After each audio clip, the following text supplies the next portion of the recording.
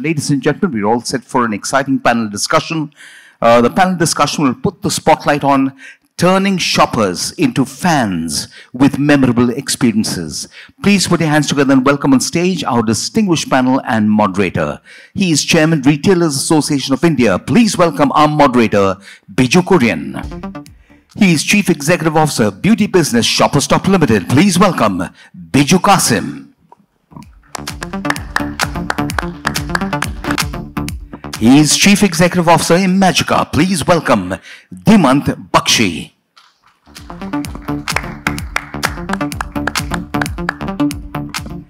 And he is Director, StarQuik at TATA Enterprise. A warm welcome to K. Radhakrishnan.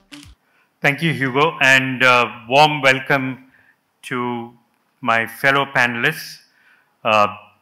This is one of the few topics that we are having in the panel discussion, which focuses almost entirely on customers. And we want to see how do we use technology and, of course, non-technology options also in order to be able to make sure that we are able to change our customers into die-hard fans of ours. So hopefully over the next 50 minutes, and can we have the countdown timer going down, we should hopefully be able to make sure that we spend about maybe 35-40 minutes on the discussion, and then about 10 minutes when we will actually throw open this panel to the audience for questions from the audience.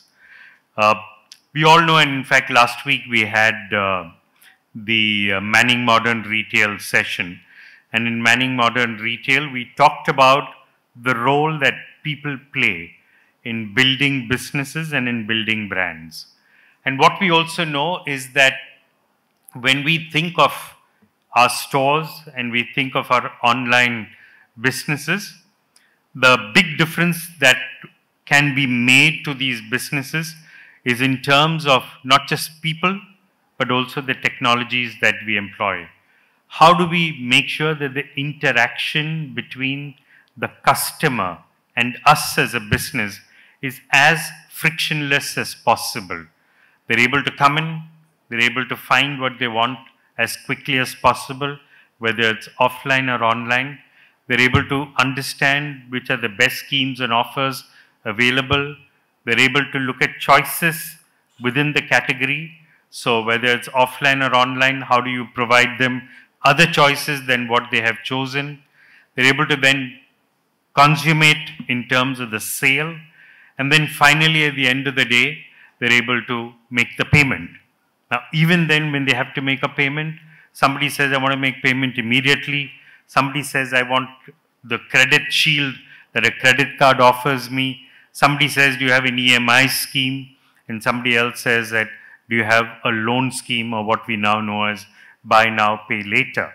So when you look at the entire gamut, which is between entering a site, app, or store to ending by walking out with a product, or at least even if you don't walk out with a product, that you have, completed the objective of the visit that you have made to the store or site. That then gives us the feeling that, their experience during that entire process was of a certain type. Now, it's our responsibility as retailers, both offline and online, to ensure that in that whole process, we are able to stand out compared to somebody else. That we are able to offer the best assortment. We are able to offer the most competitive prices. I'm not suggesting that we have the lowest prices, but at least the most competitive prices. We are able to offer the best customer service in the store, or in case if it's online, in terms of both the delivery and the return. We are able to offer the widest choice of payment modes. And that is what will characterize and differentiate one retailer from another. Then when you look at it in terms of the understanding that we have, if we are going into a store once or several times, we expect the retailer to know that we have re-entered the store if we come back again. We expect the retailer to know what we have bought in the past. We expect the retailer to be able to tell us clearly that you've bought this in the past, maybe you'd like to buy it again, maybe you'd like to buy the same category, maybe you'd like to buy similar kinds of categories. So if I've come in to buy diapers, is it possible that I can also be sold baby lotion, baby oil, baby food and similar such categories? So like this, what happens is that we expect the retailer to develop an understanding of us as customers because we have walked in. That's the minimum that we expect. We are not inanimate objects walking in who have no history, but we are people who walked in with a certain attitude, with a certain characteristic, with a certain buying behavior in the past, and we expect the retailer to know that about us. Traditionally, when it was the local Kirana store where you used to buy from, they would know. When you walk in, they'll say, how come you've come today and not your brother? When you walk in, they will say that, have you finished your exams or not finished your exams? They can strike up a conversation with you where they understand personal details of you, and that's the bond and relationship that they have been able to build. However, as we've grown larger as organizations, larger in terms of a network, that personal rapport between the customer and the retailer has got lost to some extent. But today, technology and data allows us to be able to re-establish that personal rapport, provided we are able to use all of this as insights and as customer behavior. When we look at how companies are able to use a lot of this, we can see several such examples, and you will hear several such examples during the course of the 2 days in terms of how companies have invested in tools and practices, in technologies in order to be able to make sure that they're able to create a cutting edge difference in terms of the way they conduct their business. So that is something that you will certainly see. And as you see that, we also have here today as a group of panelists, people who have actually been there, done that. Those who have actually been at the forefront of retail, those who've looked at it either from a grocery category perspective, of beauty or entertainment, those who've actually tried to make sure that they excel at the best. So let me first thank all my fellow panelists for being here today. And what we are hopefully going to be doing in the course of the next 35 minutes or so is to be able to then, probe them along certain lines, try and get them to understand, or rather to explain where exactly which is the journey that they've undertaken, what is it that they have done, and share with us generously of their experience and some of the cutting edge work that they have done. Let me first start with Radha, my fellow colleague from Reliance Retail days way back in 2005-06. And if I look back, 18, 19 years back, at that point of time, Radha, the amount of information which was available about a customer was sketchy. But, today we have a lot of information about customers. But those days, interacting with a customer was also much easier because there was only a few media. So either you advertised on television or in the newspaper. But today there is no guarantee that you advertise on television or in the newspaper that anybody will see because there are several forms of social media. The second part of it is that customers today are in different segments. So you might have a up to 15-year-old behaving in a certain manner. You'll have a up to 30-year-old behaving in a slightly different manner, a 45-year-old behaving differently, and a 65-year-old behaving differently. So even in the way they behave, which is, whether they read a newspaper for their daily news, whether they watch television, whether they're looking at something online in terms of InShots or things like that, or whether they just curate the news and decide what they want. That is one. Secondly, we have no idea where they're going to buy. As Kumar was mentioning and as Hitesh was saying, I might buy a shirt from a store, or I could also buy a shirt from, quick commerce. I might buy the same category differently at different points of time. I might buy a D2C apparel brand online, but I might buy a more traditional, a brand like say a Madura or a Alan Solly by walking into a store. So our behaviors also vary, as individual customers. So when you look at today's customer, and when you're looking at the complexity that today's customer poses in terms of A, communicating to them the message, B, making sure that they have seen it, and C, in ensuring that they come to where you want them to come. What are some of the challenges that you are facing in being able to do that? Thanks, Biju. Always good to be on the same stage as you.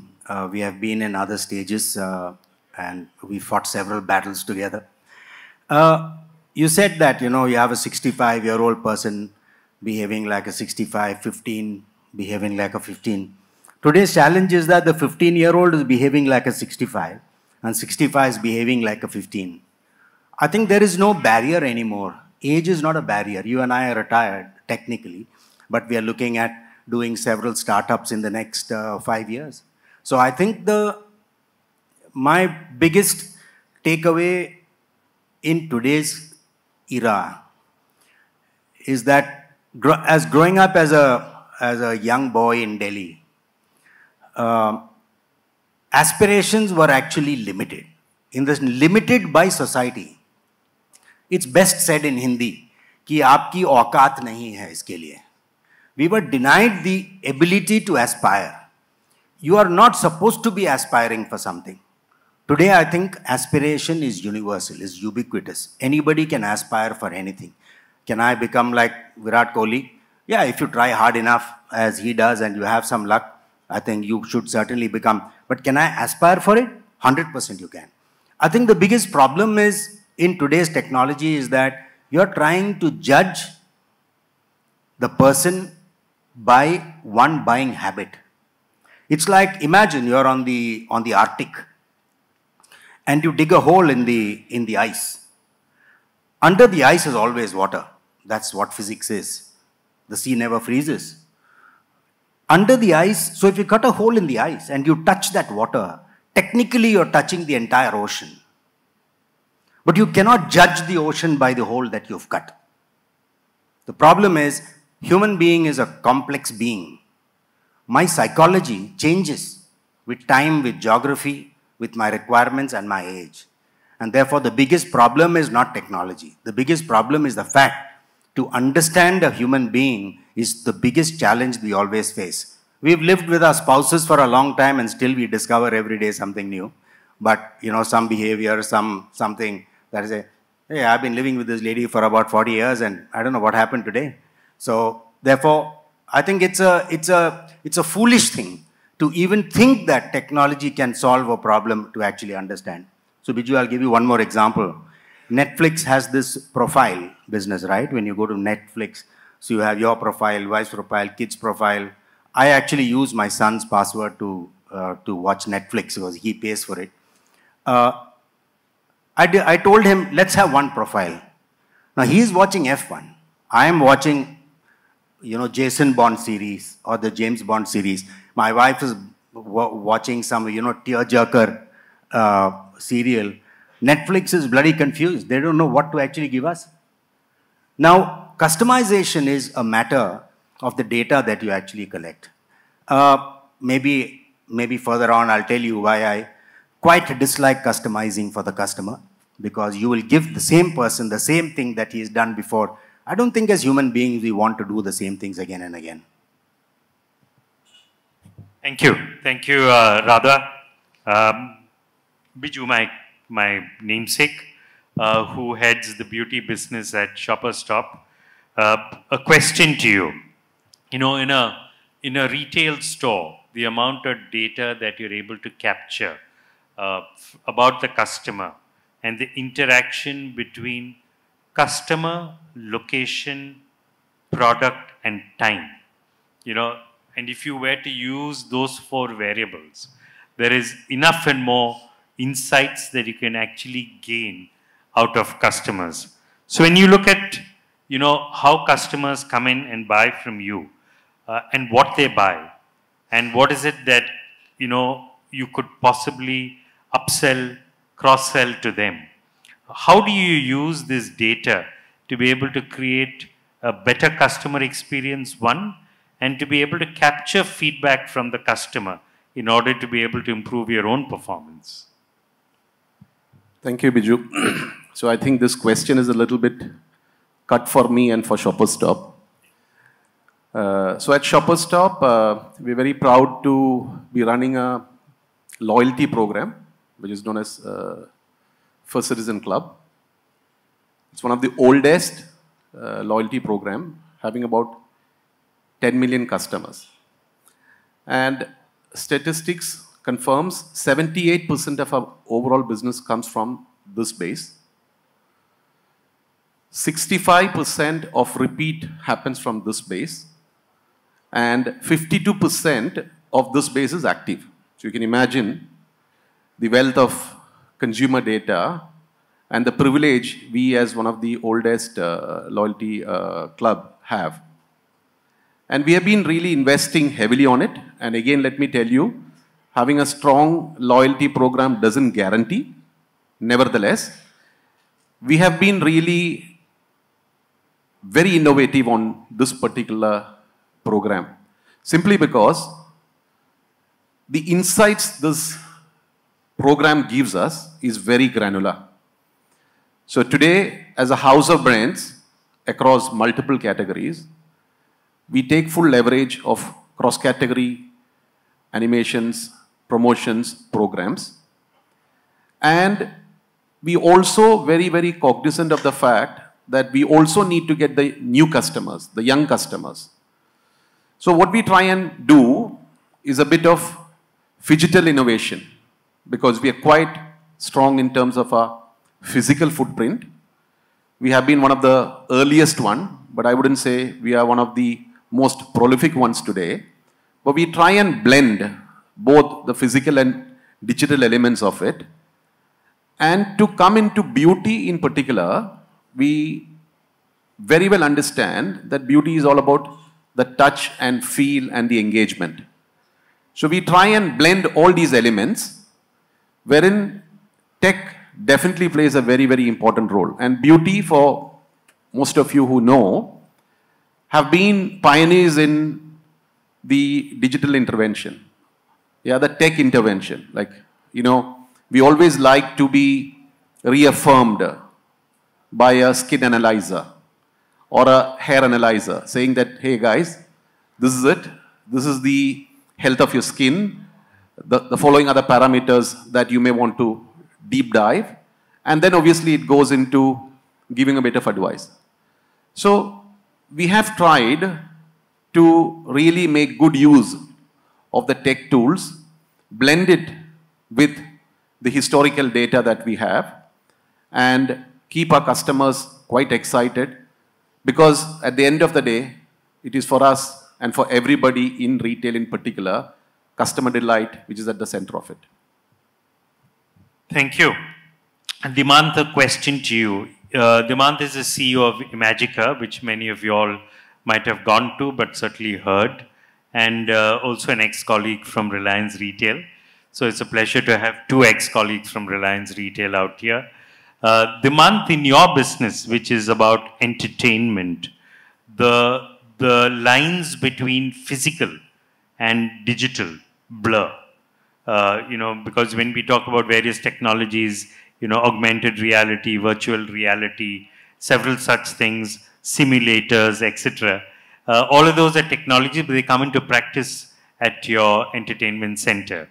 So when you really look at, you know, the combination of physical and digital in terms of technology and in terms of interactions, and many a time people say that, you know, customers go into stores to love products and customers go online in order to buy products.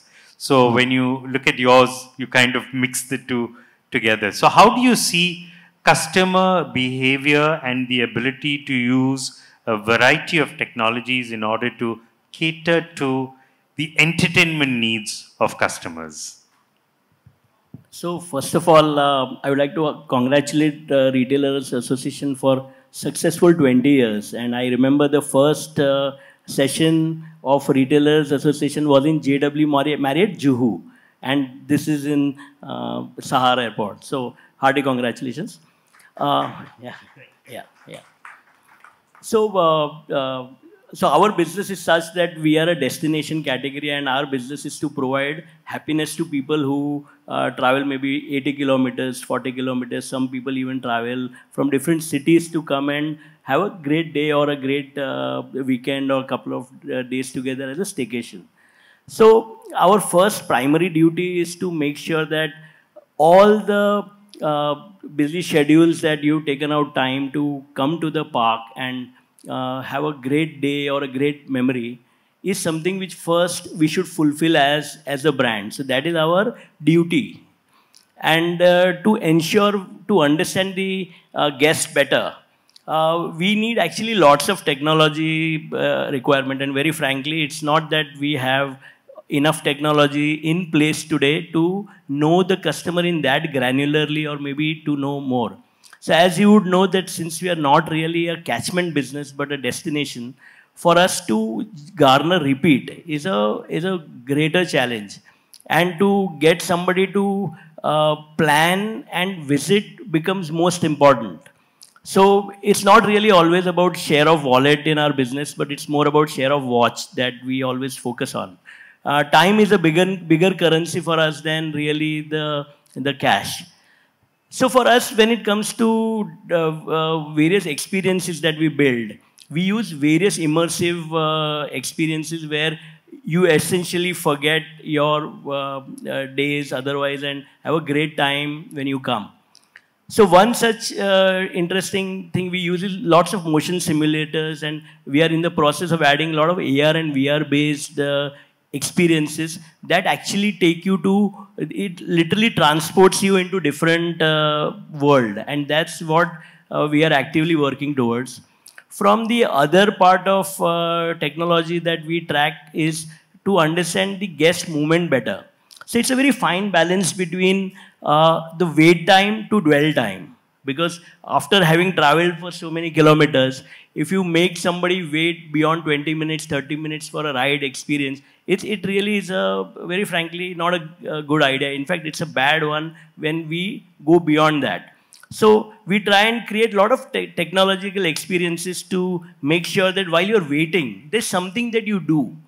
It's not that you are waiting and there's really nothing happening. So we try and blend a lot of those initiatives. And fun for us is when we try and gamify everything that you do. So imagine if you win a prize in our retail store. It's not that we just give it to you as a, okay, you shopped for so much and there you go. We make them spin a wheel. We make them do something like a fun gig. And that's what memory that someone takes back home. And that's what our motto is. Our motto is to create delightful memories. And that's how we try and blend a lot of technology when it comes to putting those kind of experiences. Dhimant, just an add-on question. In terms of ensuring that people come back, and to ensure that you get repeat, what are the kind of things that you do?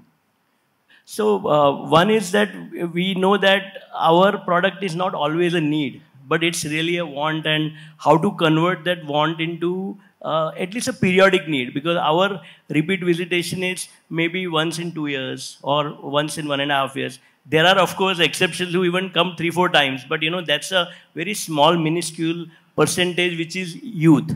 So we have created a program which is called a Magic Pass.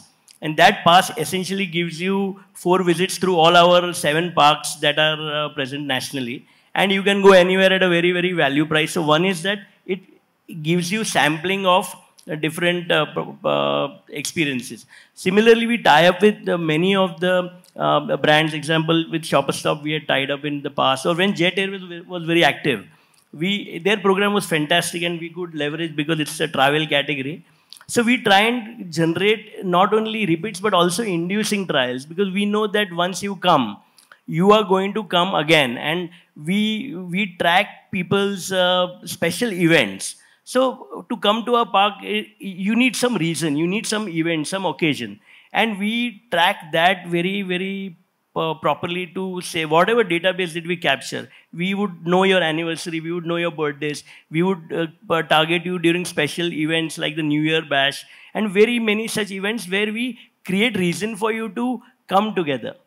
There are a lot of college reunions now happen. There are destination weddings that happen. So various of those activities take place. But to create repeat specifically, we try and address the events and the special occasions the most. Thank you.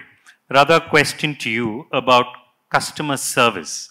Customer service is a very critical element of customer experience. One is that they feel happy that they've come. But if they're unhappy about anything, they obviously want to reach out to the customer, to the company. In the past, of course, the only way you could actually reach out is come into a store and shout. You know, that's the way most customers would communicate with stores.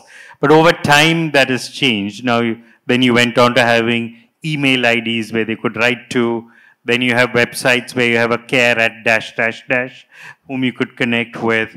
Now you have chatbots whom you can get on to WhatsApp channels, RCS channels, all kinds of ways in which you can get on. So what you're seeing is that there are multiple technologies at play in customer service. And what I've also noticed is that there are different technologies which are preferred by different age groups. The young prefer one kind of technology which is almost interactive, but they don't want to talk. And the older prefer to talk to somebody and hate the interactivity of, let's say, a nameless, faceless chatbot. So how do you see in your category the role of customer service, and what are the kind of things that you all have done in order to be able to keep up with the times, as I might say, and to address the wide variety of customers? And Biju, after that to you too, the same question. We use every week, Biju, we take the total number of complaints and we classify them. And it is a very good barometer of how we have actually operated. And the customers are very voluble in what they actually say. Some things matter to some people more than others. But very clearly today, almost everybody has adopted the online way of putting a complaint in. The best, so we internalize that a lot by saying that the best way to handle a customer complaint is not to have too many complaints. There are several companies in the world today who are multi-billion-dollar companies where the customer service is hardly called because the product doesn't ask you to call. Actually, the customer doesn't enjoy this very much. It's not great picking up the phone and shouting at somebody.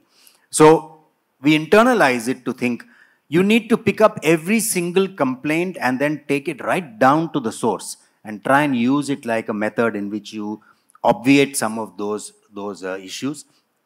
But very clearly, 60 to 70% of all complaints are resolved on the bot. And at some time, it is better that you resolve the problem at, let us say, at a particular level. For instance, we say any complaint with regard to fresh, which is less than 75 rupees, is auto-refunded. So, so then, you know, that's the easiest way to do it. You don't have a complaint because the cost of servicing a complaint. Service is very expensive. So if you look at every call, how much you end up paying to address an issue is so expensive, it is better. So you must know your break-even. At what break-even, if you give it away, it is better that you don't do it. But Biju, having said that, there are several people who game our system, who we charge a delivery charge, they actually collect it back by lodging a complaint. And seriously, they actually, every single order, there is some problem or the other, and they know at what level we auto-refund, so they will do it. But that's a minuscule number of people. But by and large, it's better you internalize it, solve the problem, and create a threshold where it actually solves the problem. To a last point, if you solve it properly, I think you get a fan base which is more than what it was. A person whose issues gets resolved, I think feels very gratified, even more than what the attributes they have got from the basic product. Yeah. Thanks, Radha. And Biju? Yeah, so, you know, we have a very, very robust process as far as customer complaints and queries are concerned.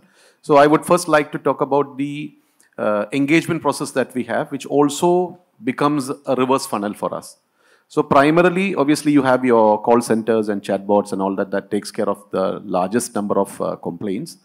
But we also have a very robust plan where we have personal shoppers. So in the first place, we have a very strong network of personal shoppers who services our clients. So in all likeliness, these are the guys who get the call back as well.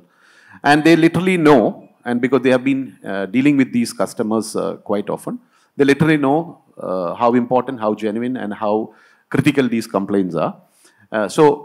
Having a footprint of about 128 odd doors allows us addressal mechanism at a very, very quick speed. But also, we have robust mechanisms where the store manager or the department manager and so on and so forth, particularly for the more important customers, have access to, and they also reach out. So we have been able to have a very human touch to it. And obviously, the basics are taken care through the bots and others, but more important complaints are very promptly addressed through the human interface. Also, as you mentioned, the younger ones are likely to send in a complaint through social media or whatever. These are all collated and addressed to also in a manner that is appropriate. There are certain elements of I would say vetting that is required in certain cases. Well, that might take a little longer than normal, but normally within 24 hours to 48 hours, all these are normally taken care. Sure, thank you. Another question to all of you all, but starting first with Dhimant. This is about measuring the impact of all the customer experience activities and processes that we have within our companies. There is no real clear measure. You know, when you really look at it, we sometimes believe that NPS is a good measure of what the customers do. Sometimes we see that they go out and they put up something on Google. Sometimes we see that they post something on Facebook. If they're particularly upset, they might put up something on, say, mouthchat.com or something else like that. So at the end of it, in terms of understanding how customers are left with at the end of their visit to either a site or a store or to a park, what are the ways in which the entire measurement process has changed over the years, and what do you think now is the trend and direction in which it is going? So, like Biju rightly said, a lot of feedback requires to be vetted at times, especially when it comes to social media. So what we do is generally a guest who comes to our park has almost a day to their disposal, and it gives us immense opportunity to interact, unlike a retail store where you will maybe for a couple of hours. So first thing that we try and do is that and our entire services are divided right from transportation, from let's say picking you from your home to driving you to the park, and then services at the park and dropping you back, and even the hotel that we offer as one more proposition. There are multiple touch points, and therefore the possibility or chances of any feedback or complaints, so that of course add up to that number. And it's very subjective. It's not that I know a product is defective and I can immediately respond to that, but we have to hear. So first thing that we do is that despite our NPS score being almost 80 plus in terms of the satisfaction level, we have a system wherein which customer is encouraged to write back to an internal email communication, so that any positive or any negative, especially negative feedback or complaints, if they are, we try and arrest it at that very moment. Also, when a guest arrives, they know that there is a number on which they can immediately call. So before the issue is escalated, and especially in our case, because you come here to have a happy and a good day, we don't want that you go back with sad or a bad occasion. And especially our product is, rather our business is such that you have so much of word of mouth. You tell somebody bad about our product, it adds up. Whereas sometimes we see that there are threats coming to us in social, or that will take you to social media, and we know sometimes, like Biju rightly said, you got to filter. Is it for asking for discount, or is it a genuine complaint. In either case, we basically try and use a benign approach. And customer is right is what we go by. So social media, it's best that we try and interject them before they hit, because the cost of service recovery and the pain it builds in the system is something better prevented. And maybe sometimes you park that budget to say that, like Radha sir rightly said about, maybe you know what's happening, but you have to have a benign approach and get on with it. Yeah. Radha, anything to add to that? No, I think Dhimant said it well. NPS scores are but directional and indicators. What's important is to take every single complaint and log it. And you will be surprised if you receive 100 complaints. Across unique ones, there are only 4 or 5 complaints. The same thing is repeating.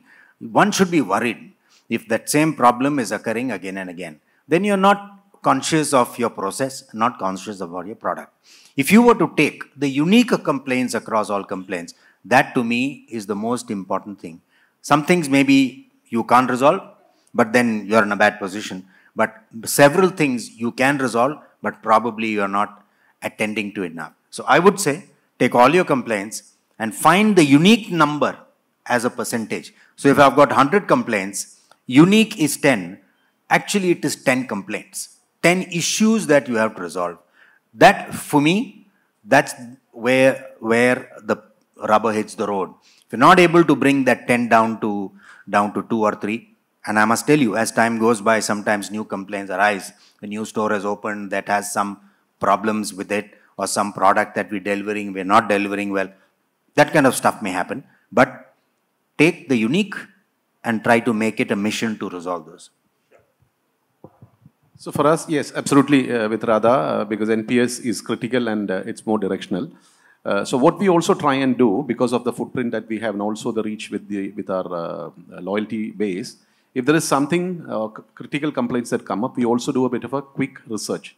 For example, you talk to 10 customers in a particular store, a day, 1,200 responses do come. So certain times we also commission that, which means that it is also a reassurance and a ratification of the seriousness of the complaint. But yes, general stuff like waiting in the queue, the trial rooms not being available. So these are things that we address it very quickly, and that do happen from time to time. I think it's a combination. I would say the NPS is definitely an important benchmark and direction, but also to find innovative ways to reach out and resolve the issues makes it much more easier and quicker. Sure. Thank you. Would like to throw it open to the audience. Any questions in the audience?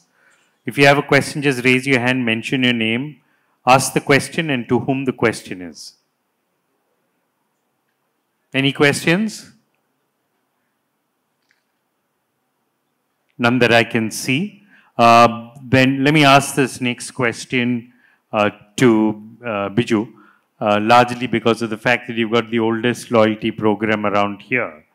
What is the current thinking on loyalty programs?